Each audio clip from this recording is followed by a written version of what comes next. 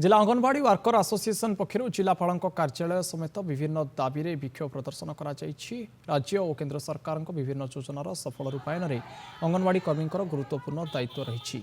सरकार परिवर्तन पर नूतन सरकार आसवा पर अंगनवाड़ी कर्मी प्रति विभिन्न अवहेला अभियोग होती। उभय केन्द्र और राज्य सरकार एम सामाजिक निरापत्ता सह करुवा काम अनुसार उपयुक्त प्राप्य बढ़ाइबा अवहेला कर आसुचंती। अंगनवाड़ी कर्मी पक्षर विभिन्न समय आंदोलन हड़ताल करा जाउथिले मध्य सरकार दाबी पूरण करुनथवा अभियोग करिसंती अंगनवाड़ी कर्मी।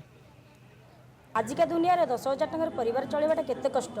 पुणी आमर गोटे इंक्रीमेंट थिला जोटा कि 5 वर्ष थरे हमको मिलवा कथा एपर्यंत भी हमको मिलेनी। आमर आउ गोटे हूँ एसएनपी दर वृद्धि सेटा भी करना। सरकार जो मिलटा दौरान 5 टंकार भात को डालमा दौरान किंतु आमको 8 टंकार गोटे मॉर्निंग स्नैक्स टके 24 पैसा।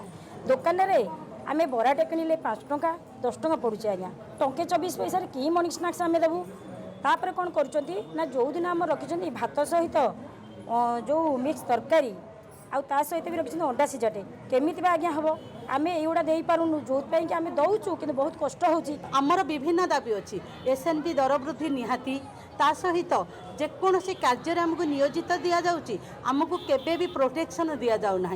तेणु जो भी आम कार्य करुम अंगनवाड़ी माड़ खाऊँ 17 मसीह एसएनपी दर वृद्धि होता आसिक 25 मसीहा है 10 टंकार आलू किलो भी होनी आमको परिवार खर्च 10 टंका दि जाऊँगी 65 टंकार डाली किलो मिलूँ हरड़ डाली दब आईएसआई मार्कर तेल दब किंतु 75 टंकार दब आम बहुत कष्ट वर्तमान खाद्य परिचालना करुचु 5 टंका 96 पैसा कौन गोटे खाद्य गोटे मिल मिल पार के किंतु अंगनवाड़ी वर्कर को बाध्य कर जाऊे तुम एतिक मूल्य दियो।